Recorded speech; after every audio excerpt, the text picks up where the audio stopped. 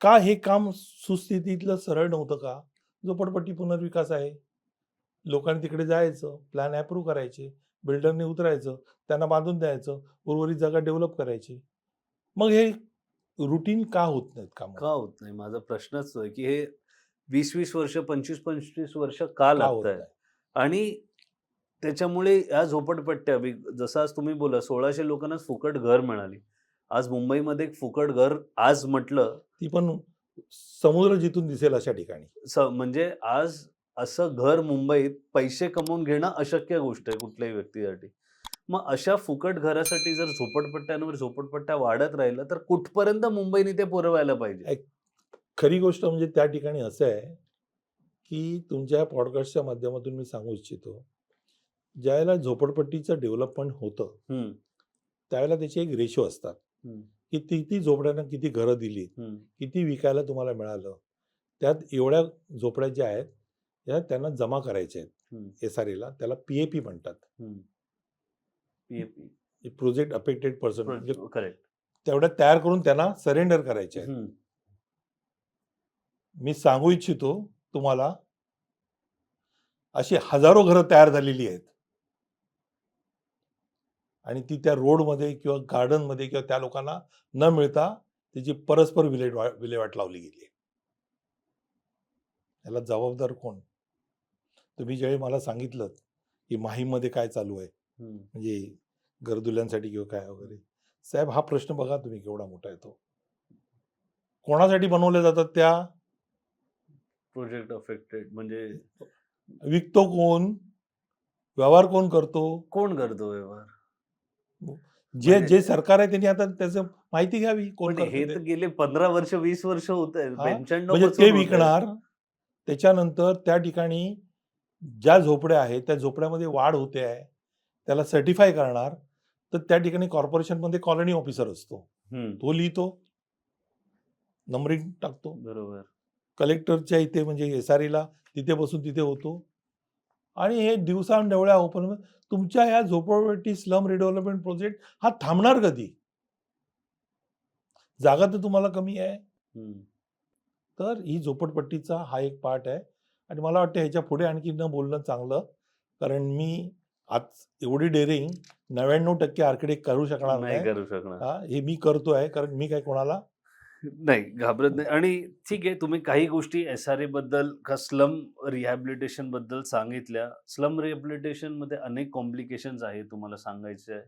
त्याच्यात land mafia येतो, त्याच्यात बऱ्याच गोष्टी येतात आणि ह्याच्यावर एक सविस्तर व्हिडिओ मराठी मूडनी स्लमवर केला आहे. तर जर तुम्हाला अजून माहिती हवी असेल, तर तो नक्कीच बघा. नक्कीच.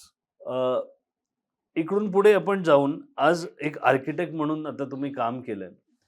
आज आपण बघितलं तर आता एस-आर-ए सोडलं, मुंबईचं इन्फ्रास्ट्रक्चर आता अटल सेतू झाला, कोस्टल रोड झाला. जे एक बाजूला एक खूप छान इन्फ्रास्ट्रक्चर बनतंय, पण कुठेतरी ते कोलॅप्सही होतंय. त्याबद्दल तुमचं काय म्हणणं आहे, की जे कारण बघितलं तर इन्फ्रास्ट्रक्चर आहे, सुंदर इन्फ्रास्ट्रक्चर नाहीये. एक शहर म्हटल्यावर एक छान, सुंदर जिकडे बिल्डिंगावर बिल्डिंगी बनतायत, उंच-उंच बिल्डिंगी बनतायत. एक आर्किटेक्ट जो असतो, तो एका इमारतीला एक रूप देतो, स्वरूप देतो. तर आज एवढा एक एक्सपिरियन्स आर्किटेक्ट म्हणून काय म्हणणं आहे तुमचं मुंबई या शहराबद्दल आणि इकडे जे गेल्या 20-25 वर्षात जे आहात? तुमचा हा प्रश्न अत्यंत परफेक्ट आहे आणि ह्या प्रश्नाची उत्तरं ही सर्वसामान्य माणसाच्या आवाक्याच्या पलीकडे आहेत समजण्याची. हे समजू तोच शकतो, की जो ह्या क्षेत्रामध्ये नॉलेज राखतो, जो या क्षेत्रामध्ये काम करतो. सर्वसामान्य माणसाला ते कळतं, पण त्याला बिचाऱ्याला वळत नाही. वळत नाही, त्याला बोलता येत नाही. असं आहे, की महानगरपालिका मुंबई ती एक म्हणजे आयलंड सिटी आहे आणि एक सबअर्ब आहे. हं, आमच्याकडे जागा अत्यंत लिमिटेड आहे हं, आणि त्याच्यावर असलेले आमचे रस्ते आहेत. हं.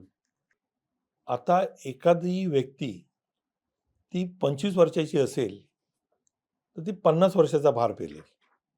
ती 50 वर्षाची झाली, म्हणजे 50 किलो वजन पोहोचवेल. तर पण ती 50 वर्षाची झाली, तर ती 25 वर्षाचा भार पेलवेल.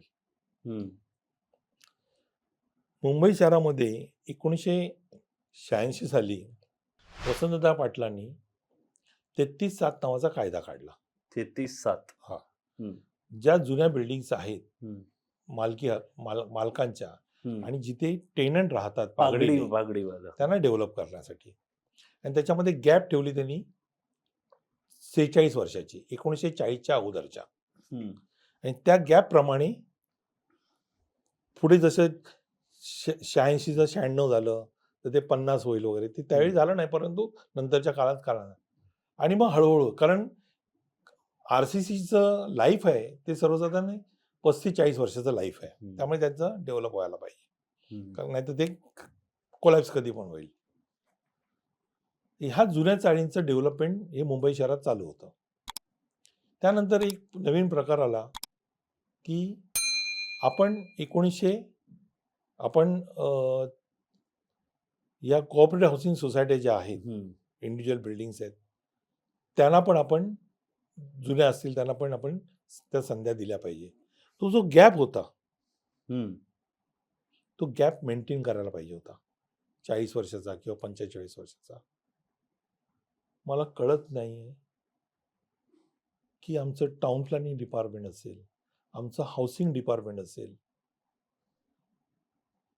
म्हणजे कधी बिल्डिंग बांधली, 20 वर्षापूर्वी बिल्डिंग झाली, ती आता रिडेव्हलपमेंटला 300च्या ऐवजी 500 आम्ही जागा देतो म्हणून ती डेव्हलप करायला गेली.